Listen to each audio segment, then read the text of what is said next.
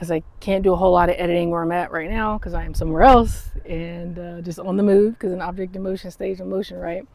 And now's the time to start to get into motion. So I'm out walking and I was like, well, while I'm walking, let me go ahead and record my video for Sunday, and then I can knock that out and keep my momentum with YouTube, keep my word on that. And also I'm getting my lymphatic system moving because I have a sluggish lymphatic system. We can blame it on all the things, genetics and all these things. I did drink a lot in college. So I said in my live too how, I mean, if I could chug beer and liquor, then I can chug some water. So here we go, we're gonna chug a little bit.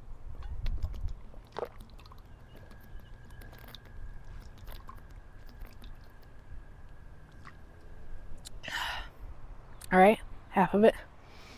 All right, and so my liver has went through some things, but I'd have to go back and look at my numbers. I believe, I mean, it's for sure, like if you have at least 25% of your liver, you can regrow your liver.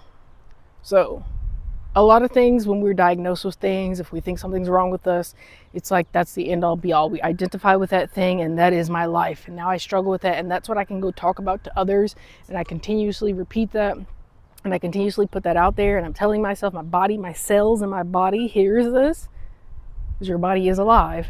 You have this water is alive as well. Okay, it's a beautiful, magical place that we live in, right? But it hears, your body hears you. Not just your subconscious mind. I know I talk a lot about our minds and consciousness and your neuroscience and all of that, but the cells in your body, we're gonna go into physiology now. As you can see, I'm out here walking, doing my thing too. So we're gonna move into this right now because we've regulated our nervous system. If you haven't, and you're still in the self-defense mechanisms and fight or flight and depression and just straight up anxiety, and you're not quite sure and foggy minded and all this, then the first step to physiology, your physical body and the movement of the body and the way the body works, is what I call your state. And yes, your mindset is important in the way you say things, but also allowing your nervous system, all those nerves that are running through your body, that's sending signals, that's telling your body what to believe, that's picking up on the senses, touching, tasting, smelling, hearing, seeing, all those things that are automatic and we take for granted. That your heart that pumps the blood, the oxygen that's moving through your body, all of those things that we've taken for granted for so long, and we've just beat our bodies up.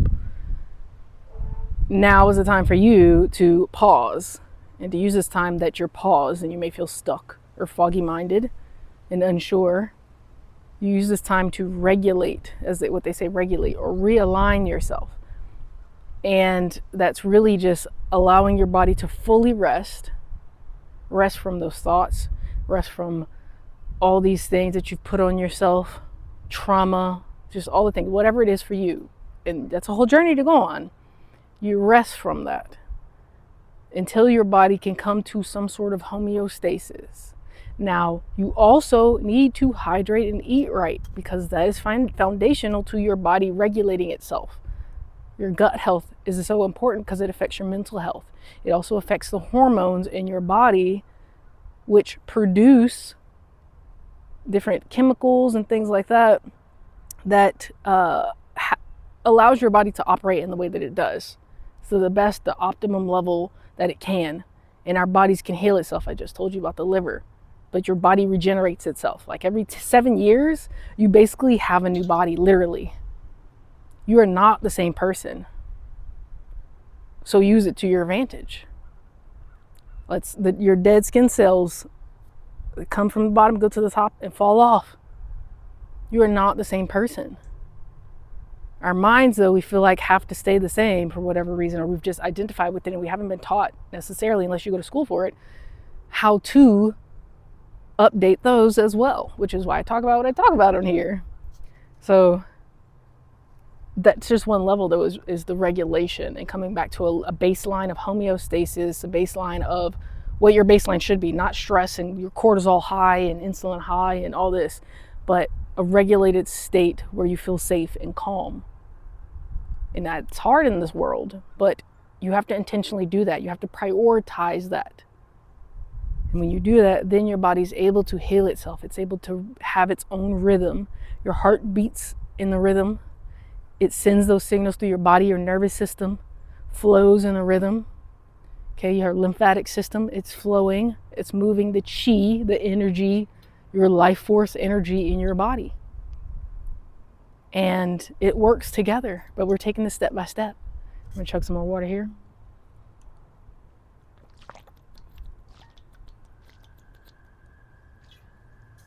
Okay, go outside, lay on the ground. If you don't like the dirt and the bugs, put a blanket down. Get a chair that lays back, get a hammock. I love hammocks. Hammocks for some of y'all. And look at the clouds and just watch the clouds go by and feel this wind on you. And do it for at least 10 minutes. Now for this habit challenge, the first week, the first 7 days, you should only do the new habit for 2 minutes. No longer, no less. 2 minutes. That's it. I chugged my water in less than 2 minutes on the live, and then I did push-ups and handstands as well. So that was my 2 minutes. I'll classify that as my 2 minutes, but we just leave it at 2 minutes because it's so ridiculous for you not to do it. Okay. And then once you do that, it's really just developing the habit and trying to figure out when's the best time for you to do it. What do you need for those things? Like I was telling you all on my live as well about meditation and how my back used to hurt to try and sit up straight.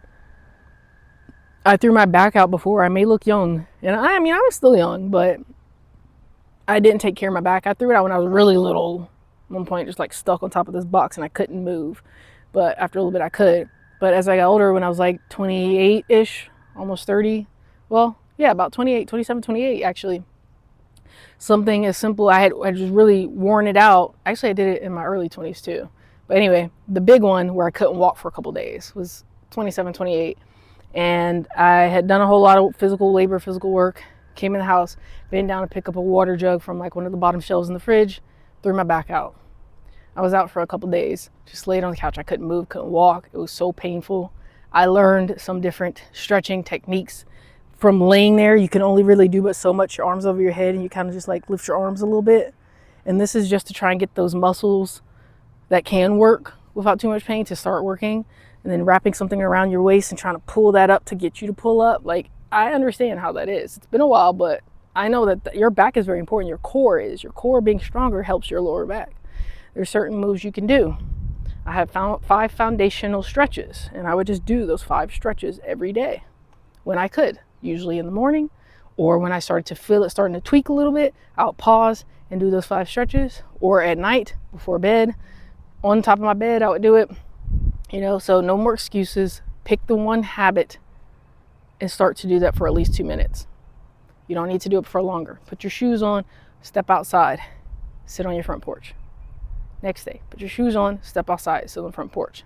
Next day, put your shoes on, get your water bottle, step outside, sit on the front porch. Next day, go to the mailbox. Whatever your 2 minutes is. Then by the next week, we're going to up that to like 5 or 10 minutes because it's ridiculous not to do it at this point.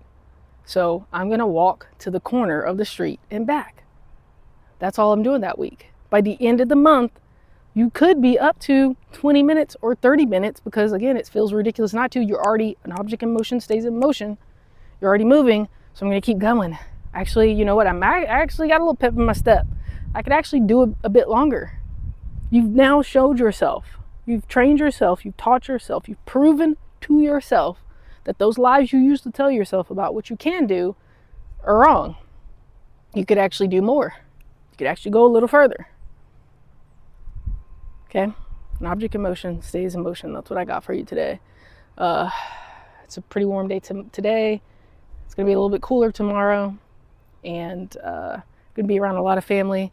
So this is energizing me to be very social for this weekend. And as always, I hope y'all are doing good out there. So let's go ahead. Wait. I'm going to finish this off. It's getting hot out here. So I need to hit some shade and go on a walk back down the street. But we're going to do this.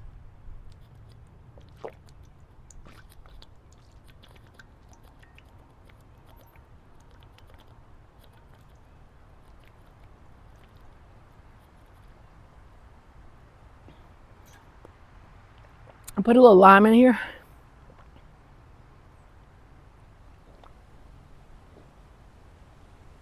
All right. That's it. Of course, I'm out for the homies and the bugs and the bees. All right. Ooh. That's right there. And what I really want to do is just pause for a second and breathe.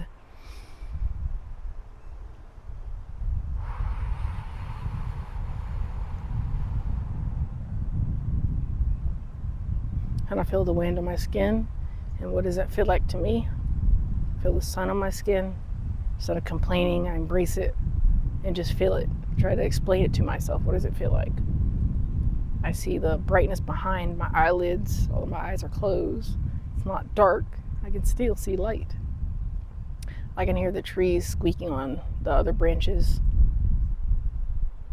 Okay, so you just pause for a moment.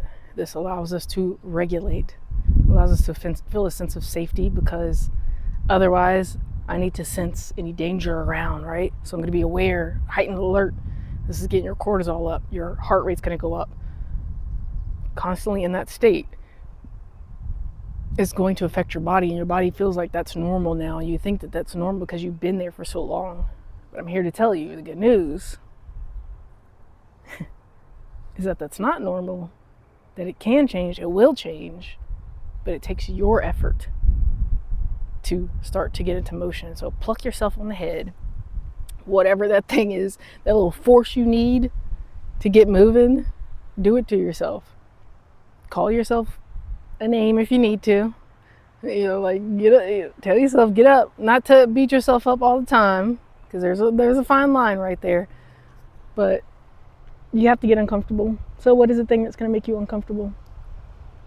I was watching a guy and he was saying, I'm going to let you go in a second. I feel like those preachers. But there was a guy, he was talking about how he used to smoke. And it was a snowstorm. And he didn't have any more cigarettes. He got up to smoke. He didn't have any cigarettes. And he got up and walked through that snowstorm to go to the gas station to get cigarettes, to pay a lot of money for those cigarettes, to walk back just to smoke a cigarette.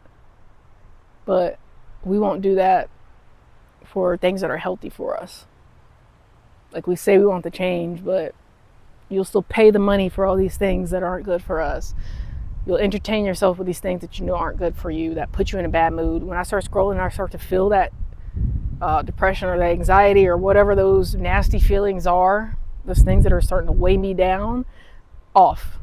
You notice it and you don't continue. You start comparing or judging or whatever those lower thoughts and lower emotions are, or darker or heavier, however you want to describe it for you. Those heavier emotions, we notice that is doing that to us. So we need to start cutting that out.